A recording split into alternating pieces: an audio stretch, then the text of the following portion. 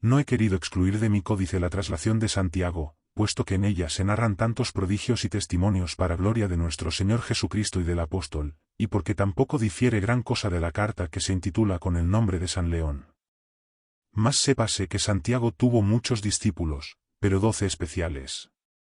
A 3 se dice que los eligió en tierras de Jerusalén, de los cuales, Hermógenes, nombrado obispo, y Fileto, archidiácono, después de su martirio en Antioquía, adornados con muchos milagros, descansaron de su santa vida en el Señor, y el bienaventurado Josías, maestresala de Herodes, murió en compañía del apóstol, laureado con el martirio. A 9, empero, se dice que los eligió el apóstol en Galicia durante su vida, 7 de los cuales, mientras los otros 2 se quedaban en Galicia para predicar, fueron con él a Jerusalén, y después de su pasión trajeron su cuerpo por mar a Galicia, y acerca de ellos escribió San Jerónimo en su martirologio, cual lo aprendió del bienaventurado Cromacio, que, después de sepultado en Galicia el cuerpo de Santiago, fueron ordenados con las ínfulas episcopales en Roma por los apóstoles Pedro y Pablo. Y fueron enviados a predicar la palabra de Dios a las Españas, todavía sometidas al error gentil. Finalmente, pues, tras haber ilustrado a muchos pueblos con su predicación, murieron precisamente el día 15 de mayo, Torcuato en Acci, Tesifonte en Vergi, Segundo en Abula, Indalecio en Urci, Cecilio en Iliberis, Esiquio en Garcesa, Eufrasio en Iliturgis. Perdura hasta hoy un estupendo milagro en testimonio de su preciosa muerte. Pues, como se dice en la vigilia de su ya citada solemnidad, en la ciudad de Guadix junto al sepulcro de San Torcuato, detrás de la iglesia, todos los años un olivo que florece milagrosamente, se adorna con sus maduros frutos, de los que al punto se saca el aceite con que se encienden las lámparas ante su venerable altar. Los otros 2 discípulos, en cambio, a saber, Atanasio y Teodoro, fueron enterrados, como se consigna en la misma carta de San León, junto al cuerpo del apóstol, uno a su derecha y el otro a su izquierda. Y a nadie debe parecer que Atanasio sea Esiquio, puesto que Esiquio es uno, y otro distinto Atanasio. Pero hemos de decir que sucedió en nuestro tiempo a cierto peregrino de Santiago respecto del libro de esta translación. Cierto clérigo conocido mío, devoto y peregrino de Santiago, queriendo llevar consigo a su patria esta traslación con algunos otros milagros del apóstol, encargó en la misma ciudad de Santiago que se los escribiese a un copista llamado Fernando y pagó como precio 20 rotomagenses. Y como él, después de pagar el precio y recibir la copia, se pusiera a leerlo en voz baja arrinconado en un ángulo de la Basílica Apostólica, encontró en su faltriquera tantas monedas como el copista había dado, y no creyó que mortal alguno se los pusiera allí, sino que lo hizo el apóstol milagrosamente. Por lo cual se cree que el santo apóstol es generosísimo remunerador mediante gracias celestiales, puesto que tan pronto remuneró a su siervo con las terrenas. Capítulo 1. Empieza la traslación del apóstol Santiago, hermano del apóstol y evangelista San Juan, que se celebra el día 30 de diciembre, de qué manera fue llevado de Jerusalén a Santiago. Después de la pasión de nuestro Salvador y del gloriosísimo triunfo de su misma resurrección, y luego de su admirable ascensión, cuando subió hasta el trono de su Padre y del Espíritu Paráclito también, tras la efusión de las lenguas de fuego sobre los apóstoles, los discípulos que él mismo había elegido, iluminados con los rayos de la sabiduría e inspirados por la gracia celestial, dieron a conocer con su predicación el nombre de Cristo por todas partes, a los pueblos y naciones. Y entre el insigne número de aquellos, el santo de admirable virtud, el bienaventurado por su vida, el maravilloso por su virtud, el esclarecido por su ingenio, el brillante por su oratoria, fue Santiago, cuyo hermano Juan es conocido como evangelista y apóstol. Y a aquel, en verdad, le fue concedida por obra divina, tanta gracia, que incluso el mismo Señor de la gloria inestimable no desdeñó transfigurarse con su incomparable claridad sobre el monte Tabor ante su vista, y en presencia también de Pedro y Juan, verídicos testigos. Él, pues, mientras los otros iban a diversas regiones del mundo, llevado a las costas de España por voluntad de Dios, predicando enseñó la divina palabra a las gentes que allí vivían y la tenían por patria. Y habiéndose detenido allí algún tiempo, mientras fructificaba entre espinas la pequeña semilla que quería recoger entonces, se cuenta que confiado en Cristo eligió 7 discípulos, cuyos nombres son estos: Torcuato, Segundo, Indalecio, Tesifonte, Eufrasio, Cecilio, Esiquio, para con su ayuda extirpar de raíz, arrancándola, la cizaña, y confiar en condiciones más favorables la semilla de la divina palabra a una tierra que permanecía estéril de largo tiempo. Y al acercarse su último día se dirigió rápidamente a Jerusalén, de cuyo amical consuelo no se privó a ninguno de los citados discípulos. Y mientras una perversa muchedumbre de saduceos y fariseos lo rodea, le plantea, seducida por la vieja astucia de la serpiente, innumerables problemas sobre Cristo. Pero inspirado por la gracia del Espíritu Santo, su elocuencia no es superada por nadie, por lo que la rugiente ira de aquella se exacerba incitada con mayor violencia contra él. Y con el estímulo del odio hasta tal punto se enciende y enloquece, que es cogido por la cruel injusticia y vehemencia de los iracundos, y es llevado a presencia de Herodes para recibir la muerte. Y condenado por una encarnizada sentencia de muerte, y bañado en el charco de su rosada sangre, coronado con triunfal martirio, vuela al cielo, laureado con inmarcesibles laureles. Sus discípulos, apoderándose furtivamente del cuerpo del Maestro, con gran trabajo y extraordinaria rapidez lo llevan a la playa, encuentran una nave para ellos preparada, y embarcándose en ella, se lanzan a la alta mar, y en 7 días llegan al puerto de Iria, que está en Galicia, y a remo alcanzan la deseada tierra. Y no se ha de dudar que entonces dieron al autor de las cosas muchísimas gracias y entonaron las merecidísimas alabanzas, tanto por tan gran beneficio como Dios les había concedido, cuanto porque habían evitado sin daño alguno los ataques de los piratas, los peligrosos choques con los escollos y las negras cimas de las encrespadas olas.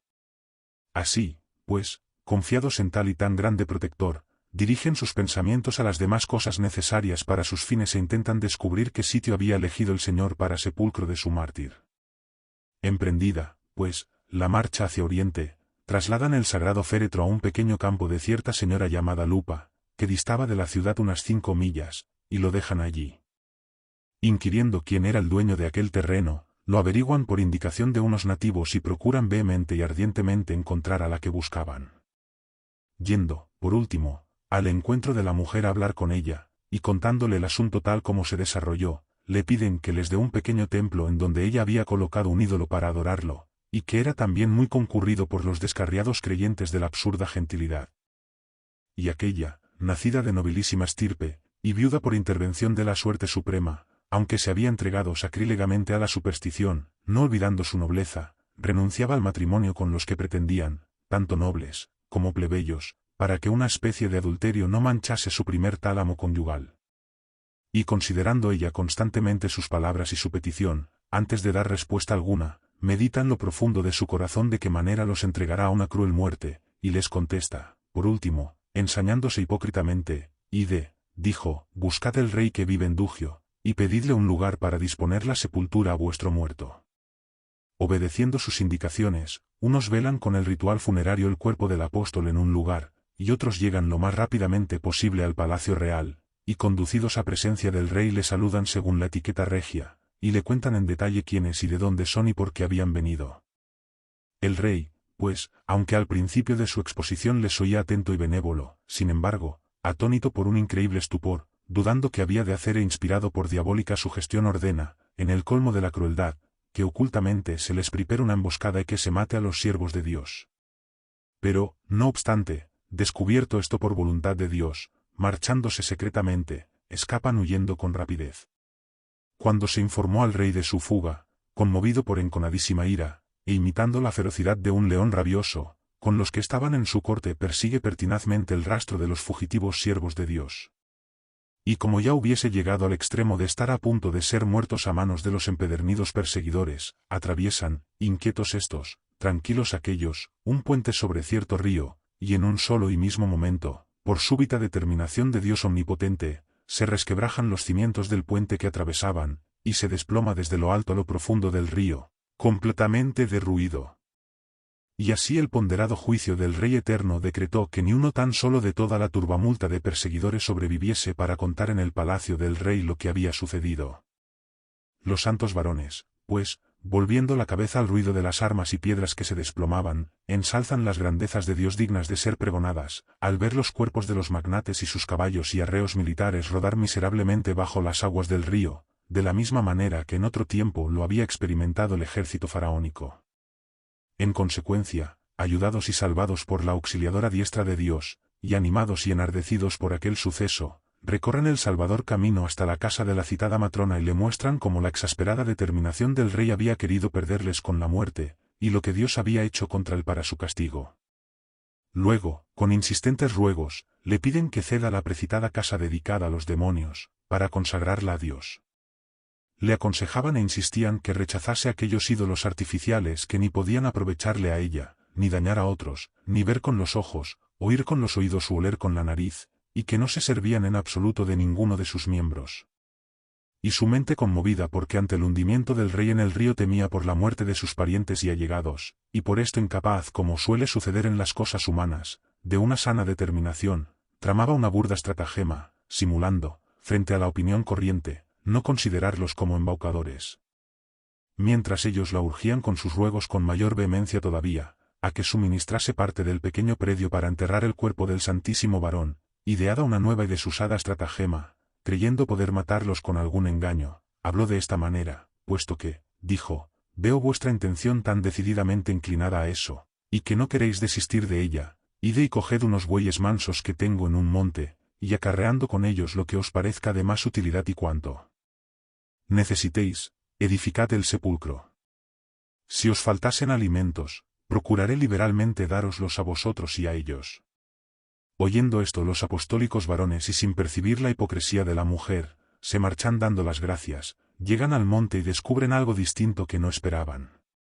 Pues al pisar los linderos del monte, de pronto un enorme dragón, por cuyas frecuentes incursiones se hallaban entonces desiertas las viviendas de las aldeas próximas, saliendo de su propia guarida, se lanza, echando fuego, sobre los santos varones que ardían en amor de Dios, dispuesto a atacarlos y amenazándolos con la muerte. Mas acordándose ellos de las doctrinas de la fe, oponen impávidamente la defensa de la cruz, le obligan a retroceder haciéndole frente, al no poder resistir el signo de la cruz del Señor, revienta por mitad del vientre. Y terminado este encuentro, levantando los ojos al cielo dan las gracias al sumo Rey desde lo más hondo de su corazón. Finalmente, para arrojar de allí completamente la multitud de demonios, exorcizan el agua y la esparcen sobre todo el monte por todas partes. Este monte, pues, llamado antes el Ilicino, como si dijéramos el que seduce, porque con anterioridad a aquel tiempo sostenían allí el culto del demonio muchos hombres malhadadamente seducidos, fue llamado por ellos monte sacro, es decir, monte sagrado. Y al ver desde allí corretear los bueyes que arteramente se les había prometido, los contemplan bravos y mugientes, corneando el suelo con su elevada testuz, y golpeando fuertemente la tierra con las pezuñas.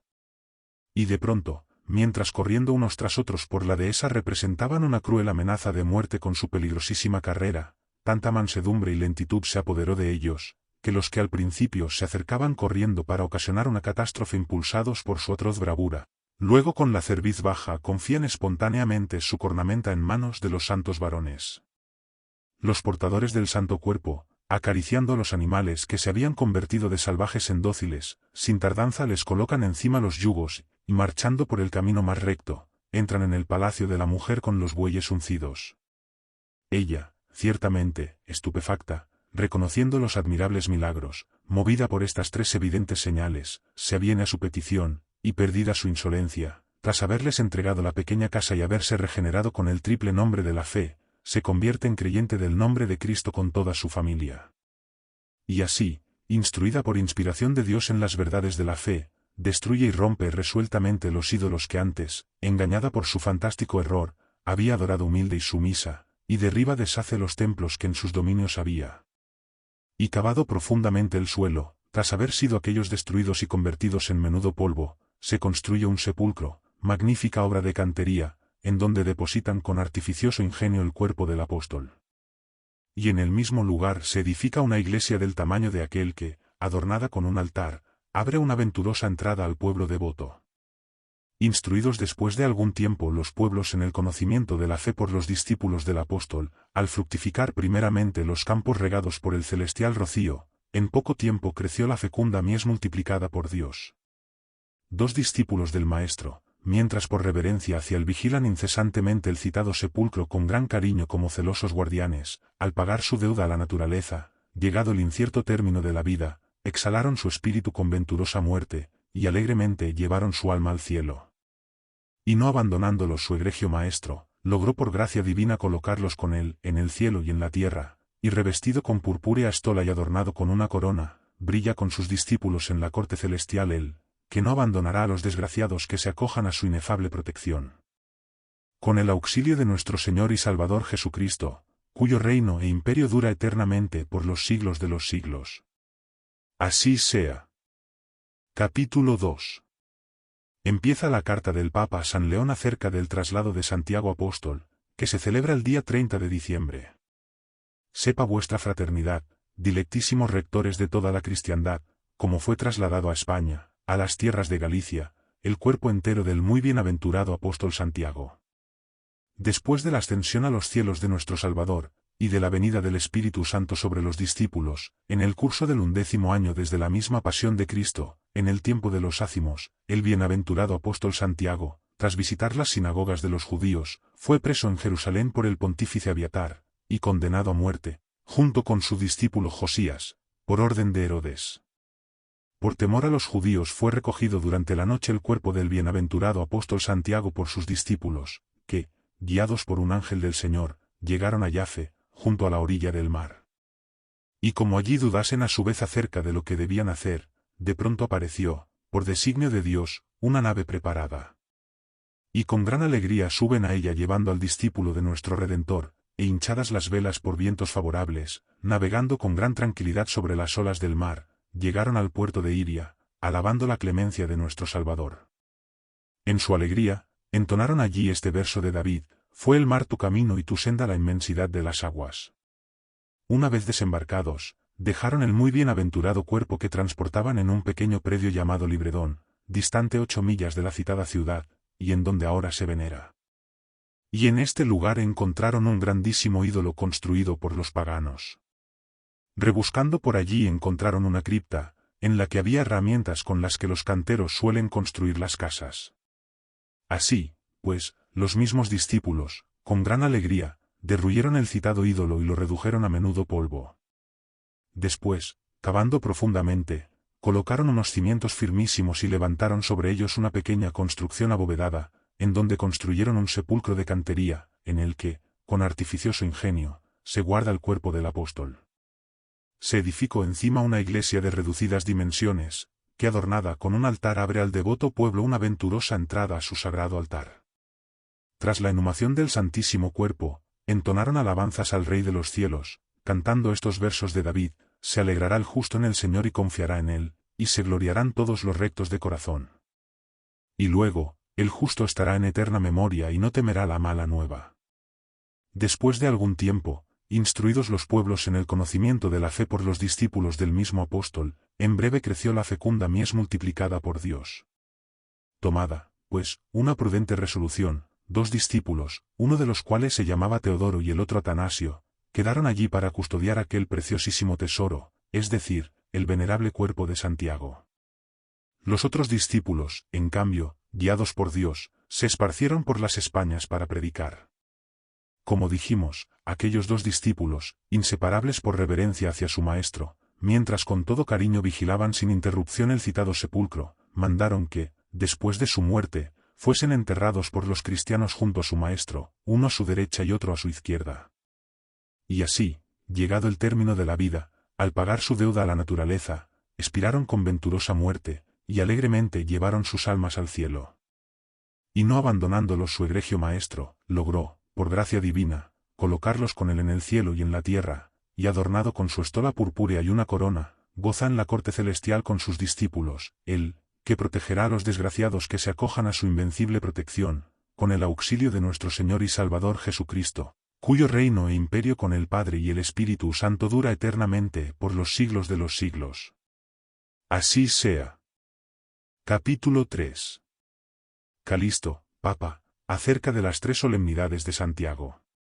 El evangelista San Lucas, en los Hechos de los Apóstoles, cuenta que el apóstol San Pedro en los días de la Pascua fue encarcelado por Herodes, cuando dice, eran, pues, los días de los ácimos, etc., y que Santiago fue muerto antes de la Pascua por el mismo Herodes, a saber, en tiempo del hambre que se predijo por el profeta Agabo y que acaeció bajo el emperador romano Claudio. Dice, pues así, por aquel tiempo puso el rey Herodes sus manos en maltratar a algunos de la iglesia, mató, pues, por la espada Santiago, hermano de Juan. Señala el tiempo del martirio de Santiago e incluso los personajes de la época, pero calla el día exacto. Y este día, Aunque antes había sido desconocido de todos durante mucho tiempo, sin embargo le fue indicado a cierto fiel, conocido mío, en una visión espiritual. En la noche de la vigilia de la Anunciación de Santa María, le pareció que mientras Santiago era conducido a un palacio para ser juzgado en el consejo de Herodes, se produjo un gran altercado entre la plebe de los judíos y de los gentiles, porque decían unos que el piadoso apóstol no debía ser muerto, y otros afirmaban, por el contrario, que sí. Finalmente, juzgado por Herodes en inicuo juicio, es conducido por manos de los nefandos herodianos fuera de la ciudad, al lugar del martirio, atado con sogas al cuello, y degollado. Y enseguida un personaje que parecía un prelado, llorándolo dolorosa y dulcemente, habló así de él a la plebe en el palacio real, diciendo, hacia la hora tercia fue juzgado y hacia la nona, como Cristo, fue muerto. Es decir, en igual día y hora que el maestro, murió también el discípulo. Unos iban a sus negocios o a sus quehaceres, él en cambio, iba a su digno trabajo, esto es, a merecer la corona del martirio. Otros marchaban a comer y a beber, él iba a recibir el indefectible alimento de la vida eterna, que le había sido antes prometido por el Señor de esta manera, ciertamente beberéis mi cáliz. Pero primero San Jerónimo, en el martirologio que escribió para los santos obispos Cromacio y Heliodoro, dice que su muerte ha de celebrarse el día octavo de las calendas de agosto, después el bienaventurado Papa Alejandro mandó celebrarla ese mismo día, cuando estableció también la festividad de San Pedro de Vincula el día 1 de agosto. Porque en este día ciertamente, como se dice en las historias romanas, el mismo Papa guardó las cadenas de San Pedro, que mucho antes habían sido llevadas de Jerusalén a Roma por la emperatriz Eudoxia, en la basílica del propio santo, tras haberlas rociado con agua bendita y óleo santo, y ordenó celebrar en honor de San Pedro y en sustitución de ellas las solemnidades que, según su costumbre, celebraban antes los gentiles en honor de César Augusto, porque el mismo César había vencido en las calendas del mes Estil, es decir, el 1 de agosto, a Antonio y Cleopatra mordida por el áspid. Asimismo en tal día la hija de cierto príncipe romano llamado Quirino, por consejo del referido papa, que estaba encarcelado por el mismo Quirinio, besó las cadenas de San Pedro y se curó de la grave enfermedad que padecía, y el santo papa salió de la cárcel, dándole satisfacciones el mismo Quirino. Finalmente, Beda el venerable, elocuente doctor de la Santa Iglesia, corroboró que la muerte de Santiago debe celebrarse en dicho día, al escribir y decir en su martirologio. Julio se alegra llevando en las 2 veces cuartas calendas a Santiago el hermano de Juan con su fiesta obligada. Así, pues, padeció martirio el día 25 de marzo, el 25 de julio fue llevado desde Iria a Compostela y fue sepultado el 30 de diciembre. Porque la obra de su sepulcro duró desde el mes de agosto hasta el de diciembre. Con razón, pues, la Santa Iglesia acostumbró a celebrar en los citados días las solemnidades de la muerte de Santiago y de San Pedro de Vincula, pues si celebrase estas fiestas alrededor de Pascua, los establecidos oficios pascuales o cuaresmales del día que coincidieran aquellas solemnidades, se abandonarían sin razón.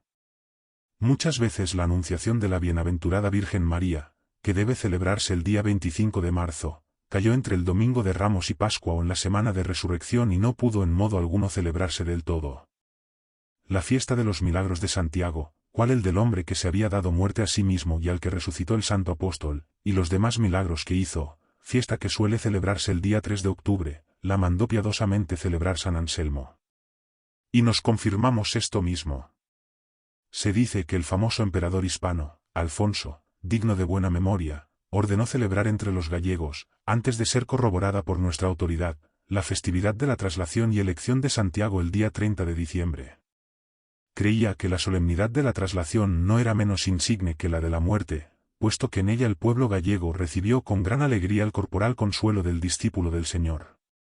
En esta fiesta, ciertamente, el venerable rey solía ofrecer durante la misa, según costumbre, sobre el venerado altar del apóstol, 12 marcas de plata y otros tantos talentos de oro, en honor de los 12 apóstoles, y además solía dar a sus caballeros las pagas y las recompensas, y vestirlos con trajes y capas de seda, armaba caballeros a los escuderos, presentaba a los nuevos caballeros y convidaba a todos cuantos llegaban, tanto conocidos como desconocidos, con diversos manjares, y no cerraba a pobre alguno las puertas de su palacio, sino que solía advertir a sus pregoneros que convocasen con el sonido de sus clarines a todos para comer, con motivo de tan gran festividad. Él, pues, revestido con los atributos reales, rodeado por los escuadrones de caballeros y por los diferentes órdenes de adalides y condes, marchaban este día en procesión alrededor de la Basílica de Santiago con el ceremonial real de las fiestas. El admirable cetro de plata del Imperio hispano que el venerable rey llevaba en las manos, refulgía, incrustado de flores de oro, de labores diversas y de toda suerte de piedras preciosas. La diadema de oro, con la que el potentísimo rey se coronaba para honra del apóstol, estaba decorada con flores esmaltadas y labores nieladas, con toda clase de piedras preciosas y con lucidísimas imágenes de animales y aves. La espada de doble filo, que era llevada desnuda delante del rey, brillaba con sus doradas flores y su resplandeciente leyenda, su pomo de oro y su cruz de plata. Delante de él marchaba dignamente el obispo de Santiago vestido de pontifical, cubierto con la blanca mitra, calzado con doradas sandalias, adornado con su anillo de oro, puestos los blancos guantes y con el pontifical báculo de marfil, y rodeado por los demás obispos. También el clero que ante él avanzaba iba adornado con venerables ornatos, pues las capas de seda con las que se revestían los 72 canónigos compostelanos estaban admirablemente trabajadas con piedras preciosas y broches de plata, con flores de oro y magníficos flecos por todo alrededor. Unos se cubrían con damáticas de seda, que estaban adornadas desde los hombros hasta abajo con franjas bordadas de oro de maravillosa belleza. Otros se ataviaban además con collares de oro incrustados con toda clase de piedras preciosas y se adornaban lujosamente con bandas recamadas de oro, con riquísimas mitras, hermosas sandalias, áureos ceñidores, estolas bordadas en oro y manípulos recamados de perlas. ¿Qué más? Con toda suerte de piedras preciosas y con gran abundancia de oro y plata se adornaban exquisitamente los clérigos del coro.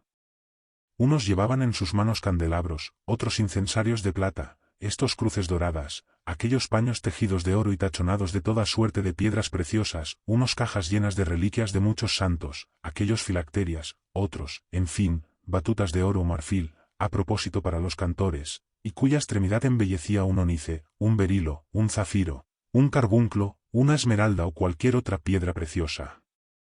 Otros llevaban colocadas encima de unos carros de plata, 2 mesas de plata sobredorada, en las cuales el devoto pueblo ponía cirios encendidos. A estos seguía el pueblo devoto, es decir, los caballeros, gobernadores, optimates, nobles, condes, ya nacionales, ya extranjeros, vestidos con trajes de gala. Los coros de venerables mujeres, vestidos con trajes de gala. Los coros de venerables mujeres que les seguían, se cubrían y adornaban con borceguíes dorados, con pieles de marta cebellina, armiño y zorro, con briales de seda, pellizas grises, mantos escarlata por fuera y variados por dentro, con lunetas de oro, collares, horquillas, brazaletes, pendientes en las orejas, cadenas, anillos, perlas, espejos, ceñidores de oro, cintas de seda, velos, lazos, tocas, con trenzas sujetas por hilos de oro, y demás variedades de vestidos. Capítulo 4. Acerca de las caracolas de Santiago. Se cuenta que siempre que la melodía de la caracola de Santiago, que suelen llevar consigo los peregrinos, resuenan los oídos de las gentes, se aumenta en ellas la devoción de la fe, se rechazan lejos todas las insidias del enemigo, el fragor de las granizadas, la agitación de las borrascas, el ímpetu de la tempestad se suavizan en truenos de fiesta. Los soplos de los vientos se contienen saludable y moderadamente, las fuerzas del aire se abaten.